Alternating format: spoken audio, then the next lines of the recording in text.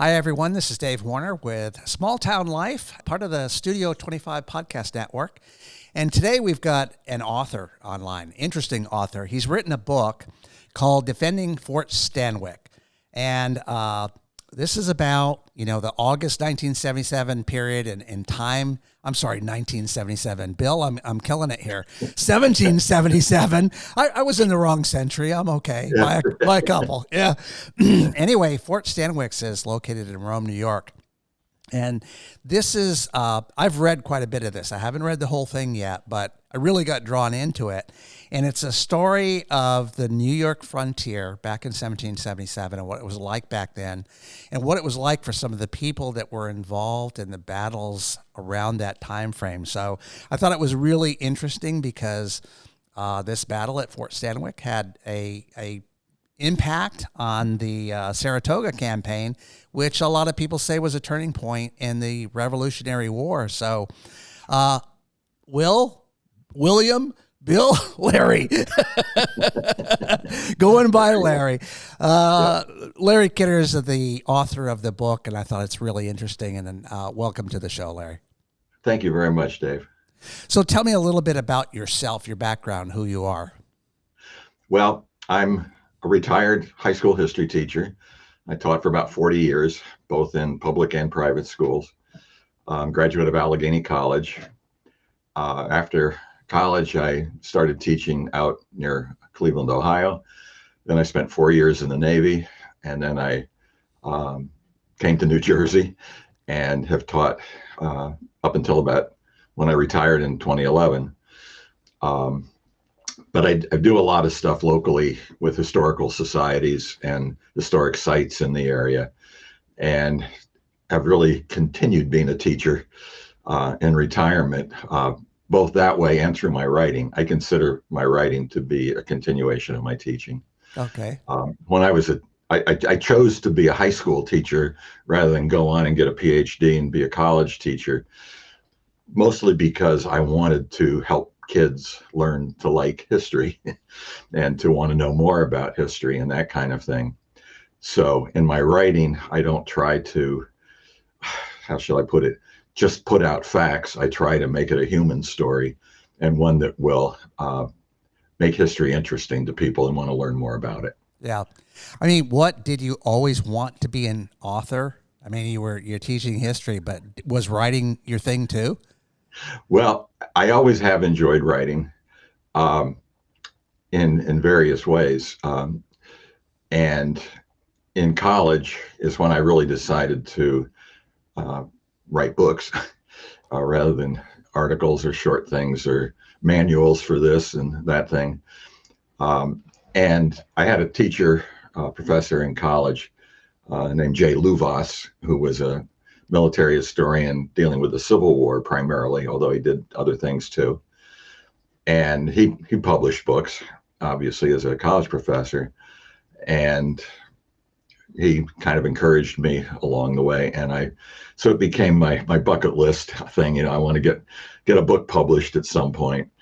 While I was teaching, all I could do was research and an outline and that kind of thing. I couldn't really get into the complete picture of writing a book. But as soon as I retired, I started writing and researching, continuing the research. Is this your first book that you've had published, or have you had others prior to this? This is, I think, number 9. Oh, okay. So you've got a long list. Now, some of those I self-published. They were about very local history here in New Jersey, and publishers said, well, it's too local an audience, for anything else. But then I had a literary agent come to one of my talks on one of the books that I published myself, and he offered to help me, as a literary agent. And then he also started his own publishing firm. And so he was my first publisher. And he still continues to be an agent for me. And it was really through him that I got connected with Cornell. Yeah. So how many prior to this one then? Is this like the first really big one for you as far as publishing, or have you had a couple prior to that? What were the subject matter of the earlier ones? Well, you subject knew matter. you knew I was going to ask that, right? Yeah, I know, and I'm glad you did, because my other books are about New Jersey. Okay. Oh, we don't care. Interview's over. But a lot of important things in the Revolution happened in New Right. Jersey. I live right in the area, just a few miles from the Battle of Trenton and from the Battle of Princeton, and I've really gotten involved with that. I wrote about 4 books that deal with Trenton during the Revolution, not just the day of the battle. Princeton, same thing, 10 years of its Revolutionary War history. I wrote a book on the militia of this section of New Jersey where I live, and then also on the 10 crucial days, the overview of Trenton and Princeton and whatnot. I love David Hackett Fisher's book on Washington's Crossing, and my book, 10 Crucial Days. Some people might look at that as, trying to, do something that's already been done. But as much as I like Fisher's book, he didn't do it the way I would do it. And I wanted to get in how the events fit into what was going on in a number of places in the colonies and in Britain, for that matter. And, again, a lot of personal stories, and to see the lack of communication at that time compared to today, and how long it took, and how things would impact and that sort of thing. So when I write, as I tell people, I write books and I research books that I wish somebody else had done. I don't do it to say, okay, I got to defend this, I've got to prove this. Right. I write to understand something, not to prove something. And that's why I'm a little bit different. And there is a connection between the battle at Fort Stanwix and New Jersey, correct? Oh, definitely. Yeah. I mean, it's not like you just said, oh, let me go, to another state and write about something that I have no connection to. Well, my real connection to Fort Stanwix is I had an ancestor in the garrison in the 3rd New York Continental Line. And I've always wanted to know what happened in his life, what he experienced. And so the book is not about him, specifically, although he makes an appearance, here and there. But it's definitely to understand his world, if you will, to understand what he went through. My ancestor is one of those really weird Rev War veterans who lived to be in his late 90s, but who never submitted a pension application. So he never told his story, to the officials. Anybody who knows the pension applications knows that you can get some really cool stories from them. But he didn't do that. And he didn't write any memoirs. He didn't write a lot of letters. So really all I could do was find out about his world, and find out what he went through. Well, it was, you said earlier, one of the things I want to go back to was my sense when I was reading it was something you touched on for a second about the communication portion. We are so used to this instantaneous communication that we have today.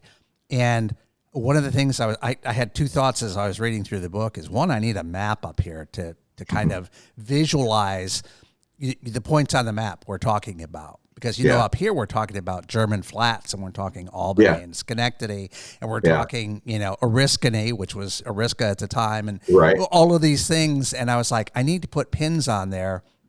And then the other thing, I several times I had to keep reading through, because I was like, the way they had to communicate, and sometimes you had parallel communications going simultaneously that one person didn't know what the other wrote, and they're crossing each other on the way with couriers. And it's really hard to imagine that these days, and to put yourself into that position and how difficult it was, even for someone to make a decision to send troops somewhere before they even get the permission to do so. Sure. No, we just have to get over thinking that they had the same advantages for communication that we have today. Just have to. And it's, I can't even imagine myself trying to make decisions based on the partial evidence and the conflicting evidence and everything like that they had to go through. Yeah. The other thing is conditions. I mean, we're so spoiled, go home to a house that has heat, it has air conditioning. And Yeah, here were troops marching through the woods, taking a long time to get from point A to B. And then when right, they get there, no real place to cover yourself. Yes, they brought right. tents, but Fort Stanwix was in a decline period. It wasn't totally dismantled, but it was definitely in poor shape. And I just can't imagine getting there and going, okay, where do we sleep? Where do we eat? Where do we do anything? Yeah, yeah. The condition of the fort is one of the things that I found really interesting. The fact that they've been attempting to restore it to full capacity for a long time. But because of the issues that they were dealing with and the lack of manpower that they had, they never could get it done. And one of my favorite quotes in the book is from a young man who was from the general area. He was a local guy in the Continental Line. And he just said, when they got there, my gosh, this isn't ready for us. We're going to be working. Yeah. We know what we're going to be doing here. But It's going to be shovels and picks and axes and all of that. And even as the siege began in the first couple of days of August, they were still putting on, and during the siege, they were still doing reconstruction. Yeah. And then after the siege, they were doing reconstruction. Well, the assumption was by upper level, maybe even up to General Washington, that it had been destroyed, it had been dismantled, correct? But yet when that was the word, yeah. Right. It had been destroyed. It had really just been left to decline on its own. Right. And of course, being wood and mud and that kind of thing, it's going to deteriorate. But, it's a point. Not only did, our generals think of it as being done, being destroyed. St. Ledger felt it had been pretty much destroyed and there were hardly any troops there. Yeah. I mean, much of I don't want to take anything away from the Continental soldiers who defended the fort, but so much of the reason St. Ledger was not successful was his lack of being prepared for even a dilapidated fort that he ran into. Right, because he also believed those stories about the condition of the fort. Yeah, and even when he captured some of the 3rd New York out on a mission to collect sod to pack the fort with, and he had interviewed several of those captives, and they told him really how good it was, compared to what he thought. I mean, they weren't necessarily saying anything great about it, but it still seemed he just didn't believe it. He didn't believe it. Yeah. Yeah. Yeah, that was amazing. The other interesting thing, the way you get in the book, you talk a lot about how there were all these different groups of people, not just white settlers, but indigenous people and just all the different countries involved. Yes. And how, we think today we're very fractured, we're very tribal.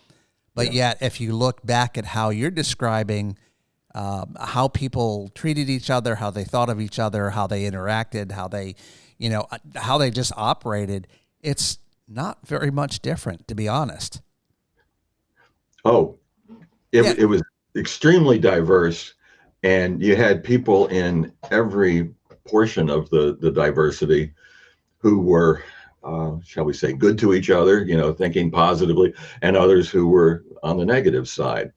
But I think it's really important to recognize how much of a civil war the revolution in general was, but particularly, and I'm speaking as an outsider here, but the Mohawk Valley was really in a civil war, as was New Jersey in many ways. And that really isn't something that people, I know when I was going through school and learning about the Saratoga campaign, the siege at Fort Stanwix was the British against the American Continental Army. Yep. It wasn't the diversity. It wasn't the Native American. It wasn't the loyalists. It wasn't, whole different brothers were fighting brothers at the siege. Right. And it was, and that was the thing that jumped out at me too, was that the way you remarked it was more like a civil war, because even forget the white settlers, you had the indigenous tribes, and you had multiple tribes, and they weren't, some of them didn't know which side to pick. Some of them were against each other. It was just this mishmash of complexity. When you add in the fact that they couldn't communicate really quickly, language barriers aside, I'm thinking, how in the world did any of this work? Yeah. So walk me through, in not a rapid session, but kind of the events, what you think are the important events that led up to the battle there, and then what you think the impact was overall on the American Revolution. Okay. I think leading up to the siege, the important thing, and one thing that I really tried to do, was to give the reader an idea of how the Continental Army was developing, and who were going to be the garrison in terms of what was their experience, what was the quality of the troops, how many troops were there, things like that. How familiar were they with the territory, all of those kind of things. Because I think a lot of people, I know it's always been presented to me this way too. The Continental Army is the Continental Army at its peak. Now, early in the war, it wasn't at its peak. The Continental Army was not like the U.S. Army or the U.S. Navy, which I'm familiar with today, where it's a very structured organization where everybody knows or can find out quickly what to do. And, it just wasn't that way. A lot of, they were still recruiting troops into the Third Continental right up to, and then again, even after the siege, because the regiment wasn't complete yet. Yeah, the interesting thing was that they were only signing them up for one-year tours, and they typically, a lot of them deserted basically in the wintertime, right? And that's when they were recruiting again to fill. Well, that's one thing that I wanted to show, Dave, is that the first two military units to occupy the fort, the 3rd New Jersey and then the Connecticut Regiment, those were one-year enlistments. They're what I refer to, and many refer to, as the second establishment of the Continental Army. The first establishment being the militia and that kind of thing that Washington picked up in Massachusetts after the battles of Lexington and Concord, Bunker Hill, and that. The 3rd New York was different in that it was for the third establishment, the establishment that would replace those one-year troops from the second establishment. So it was a brand new regiment. Okay. The whole regiment hadn't even been together for training or anything like that until several groups at different times came to Fort Stanwix. And then they were finally united. And that was just shortly before the siege began. Yeah. So these guys hadn't even worked as a regiment cohesively, if you will, before the siege. Most of the guys that are in the 3rd New York are going to serve for at least 3 years, if not the full war. My ancestor, for example, served through the rest of the war. He served 6.5 years.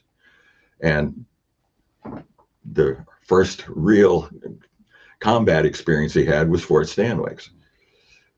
He had a lot of combat experience after that, but he was not a real veteran, if you will, of combat until after Fort Stanwix. And a lot of the guys were in that same situation. So that makes it even more incredible in a way that they survived out there without the communication. They didn't even know what each other was doing half the time. And it was tough. Talk me through the battle itself. I mean, how, Yeah. How many troops were there defending? How many approached? Kind of how the battle went, or you call it a siege? Let's call it a siege.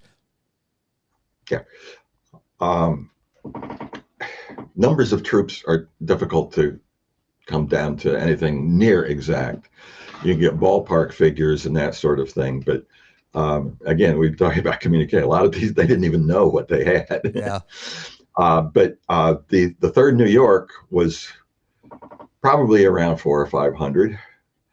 There was another 100 from a Massachusetts regiment that had been down at German Flats at Fort Dayton, and sent a company up to Fort Stanwix. There were a few militia guys, and there were a number of Oneida Indians there, but not really in what do you say, formations, and it was more individual helping out. So it was, not that many, several hundred. St. Ledger theoretically brought down over 1,000, but again, depending on who you read and all of that, you can't tell, because he had Native Americans fighting for him also.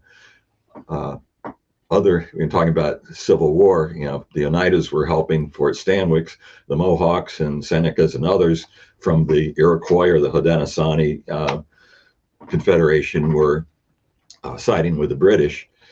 And just how many of them came is conflicted. Hard to tell.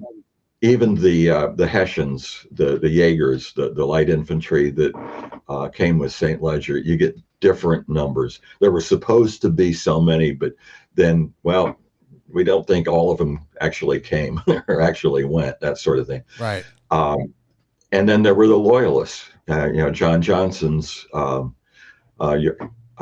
New York Loyalist Regiment. Again, this is where it gets into Civil War. Again, the numbers were changing all the time, so it's really hard to tell. Wasn't Johnson the one that is he the one they captured and basically got a promise from him not to participate anymore and sent him home? Who was that? Johnson. I don't know. John Johnson. I don't know if it was him or somebody else. I just found it amazing that John Johnson he was a well-known loyalist, right? Son of a very well-known person, William Johnson, and he had sort of indicated that he'd be a good boy, Yeah. and not really get into action and all. But that was, in some ways, I think, a delaying tactic on his part, because he wanted to get even more guys from his neighborhood to join up, and they did. And the 3rd New Jersey actually came to Fort Stanwix in order to get John Johnson and the Loyalists out of German Flats at that time, or excuse me, Johnstown at that time. And John Johnston departed, got the word, got out of there and took his forces with him. And that's when they formed that Loyalist regiment up in Canada that later is going to come down and besiege Fort Stanwix. Right. So anyway, talk me through that. I think that's who you mean when you say I was thinking he sort of got chased out. Yeah, I mean, I thought was interesting was the fact that there were people that say went out scouting and they got captured. And yes, they would tell them, okay, we've got you, and if we release you, you have to promise not to do anything. I just thought that was amazing. And then okay, I'll go home now. They particularly did that with officers. Yeah. There was a real gap between officers and enlisted at that time as a social system. Right. And officers were gentlemen, and their word could be trusted because they were gentlemen. Yeah. The common soldier, not so much, although you do hear about them paroling common soldiers every once in a while, but mostly it was officers. Yeah. One thing that, you're kind of almost leading me into there, I thought you were going to say, a number of the deserters from Fort Stanwix actually joined the British force. Yeah, that was an interesting point because that was right when they heard about the Declaration of Independence, correct? And Yeah. the fact that it actually turned some the other way. Well, they had heard about the Declaration of Independence, you know, back in 1776. Right, but what Not was it that they 1777. what was it that was declared at that time that caused them to? Wasn't there a document or something that happened? No. I'm not sure what you're Okay. thinking about, I don't know. but I do. I might have It's misread that. absolutely true. It's Yeah. absolutely true. The Declaration of Independence caused a number of patriots to change sides Well, because I read that in there. I get somewhere. Yeah. Instead of protesting the need to have equal rights with British citizens living in Britain, it now became a war for independence. Now they're traitors. They're not loyal subjects fighting for their rights and to keep their country strong. Now they're trying to break away. And a lot of patriots couldn't deal with that and went over to the loyalists. Yeah. That's what I was getting at, was that aspect. I don't think we, Now that happened for one of the groups early on, right. one of the earlier garrisons, not the time of the siege. Okay. Well, I told you I was having trouble following it. Yeah. I just thought it was interesting that document would have that impact on people, where you would, as we sit here, hundreds of years later, we'd be sitting here thinking, oh, wow, that would just fire everybody up. Well, yeah, it did, but in two different directions. In different ways, yeah. I just found that fascinating. So the siege, all right, here they come. Yeah. Okay. So right around August 1st and 2nd, St. Leger's forces finally get there. They've had a long trip down from Montreal through the rivers and lakes and whatnot. And they finally get there, and the first contact really is with Oneida's scouts that were outside the fort looking for the enemy that they suspected was coming. And they ran into them and were chased back into the fort and all. But it was definitely the Oneidas that were the first contact of the garrison. And then St. Leger surrounds the fort, obviously, and finally gets his artillery, small as it was, scarce as it was, and starts going in. But he actually wanted to try to get the fort to surrender. You guys, you got this lousy fort. You've got, you're way out in the wilderness here. Who's going to help you? You might as well surrender. And of course, he could point back to the French and Indian War and the massacre at Fort William Henry, when the troops did not surrender until later on, and then got massacred. So they kind of threatened, St. Leger kind of threatened him with that. But Colonel Gansevoort and Lieutenant Colonel Willett did not want to do that. So they refused that. And it was not too long after that, or around that time, that the militia from down the German Flats area and other places in the Mohawk Valley under Herkimer, went up and essentially were trying to relieve the fort and help the fort out when the Battle of Oriskany occurred. And that was, a lot of Oneidas helped out with that. That was both militia and Oneidas. And while that battle was going on, Lieutenant Colonel Willett at Fort Stanwix led a sortie outside of about 250 men, theoretically to go help Herkimer, but they never got that far because they found that so many of St. Leger's Indians and troops had gone down to fight that battle that they had left their camps relatively unguarded. And so Willett went after those camps and got hold of a lot of stuff. And the troops that St. Leger had left behind did try to get together and oppose Willett, but it wasn't successful. And so Willett got back to the fort. Um, Again, St. Ledger is going to try to get him to surrender, get the Americans to surrender. And again, they're going to refuse.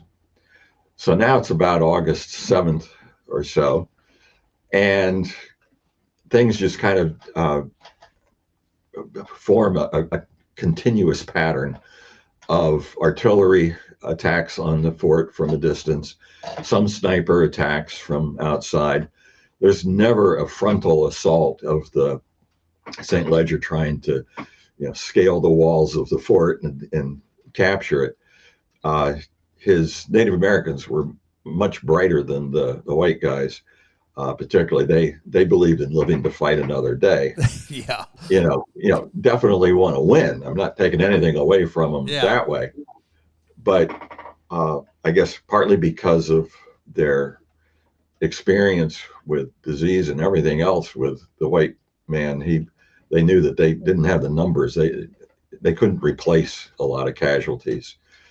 They'd been replacing casualties with captives, in their culture for a long time, and so they had that issue. But anyway, the siege just goes back and forth. Guys are picked off, guys get hit by shell fire, things like that. Nothing, quote unquote, nothing serious in terms of a major battle, but a lot of nitpicking and making life miserable for the guys in the fort. And of course, the longer the siege lasts, the more St. Ledger's troops are suffering also from being so far from any of their support. And the Native American troops that they have want to get out of there. Yeah, they wanted it over quick and fast, right? Exactly. Yeah. Exactly. And so it's ultimately going to end after about 21, 22 days, when the troops that are forming up near Saratoga are going to send General Arnold back to Fort Stanwix with some relief. And Arnold sends a local man who's a little different, but very, very much respected by the Indians, and very well known to people. And since Arnold had captured him and threatened to hang him and all as a loyalist and whatnot, they tell Han-Yost Schuyler to go out to Fort Stanwix and tell not tell Fort Stanwix, but tell the troops attacking Fort Stanwix that a huge number of replacements and reinforcements are on the way. And the natives in St. Ledger's troops are ready to go anyway. And St. Ledger is looking and saying, well, I can't deal with that. So he orders his troops to withdraw also. And that's about August 22nd or so. Right. And so what was the impact on the Battle of Saratoga from what happened at Stanwix? Well, it meant that one of the three forces trying to gather from three different directions on the Albany area isn't going to get there. St. Ledger's going to try to get there. He's going to retreat back down the Mohawk Valley, or not the Mohawk Valley, but the other side of, up to Lake Oneida and then to Lake Ontario and all that, and try to get around and come down and help Burgoyne. But he's not going to get there in time. So was it because one group of troops, and also St. Ledger's force was supposed to draw off some of the American troops, right, that were heading, and that didn't happen, right? That didn't happen. Yeah. That didn't happen. So it had the effect that way. Right. And do you think the amount of time St. Ledger spent at Fort Stanwix and then having to go the long route back down towards Albany made it that he was never going to be engaged in that? Yes. Yeah. Yes. Yeah. That's awesome. And of course, Howe never came up from New York either to be the third part. So it was just Burgoyne Right. who had to fight the battle. It's amazing just to get into that kind of detail, read the book, and just these personal stories. And like I said earlier, the overreaching kind of civil war that was going on at that time. We think of the Civil War as there only being the one. But not when you read that. You don't think of it that way. I don't think it was ever presented in history as that the American Revolution was a civil war at the same time kind of approach. Now, that's one reason I wanted to become a high school history teacher, because I knew it was not being portrayed very well, very accurately. Right. So anything else that you want to mention about the book that we haven't covered, kind of thing? Just again, that I hope it doesn't have too many themes.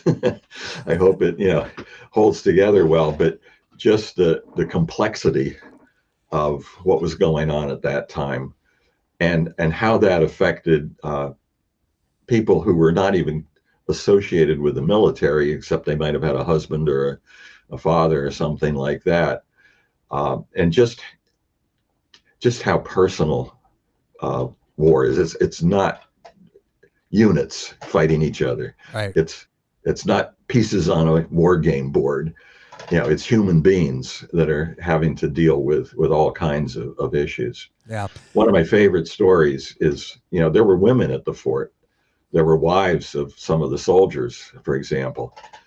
And one of those wives was wounded. She stayed at the fort, even though Gansevoort had sent most of the women and children away. She stayed at the fort, and she was wounded by an artillery shell the night before the fort surrendered. She took a piece of a shell in her butt.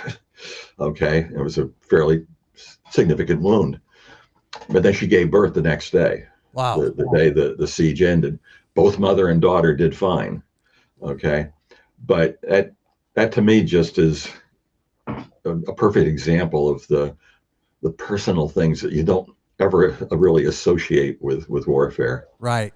And I think for people up in this area, Central New York area, the fact that you're talking about places that we drive through every day, that now when I go through German Flats or something, or now I'm like, I have been to Fort Stanwix before, but it's been, I don't even remember when I was there. Now I'm like, I want to go back there and kind of link it to what I've been reading and what you wrote kind of thing, and think about it. And, just the whole area, hearing about it, it was amazing to read it. So where can we find the book, Larry?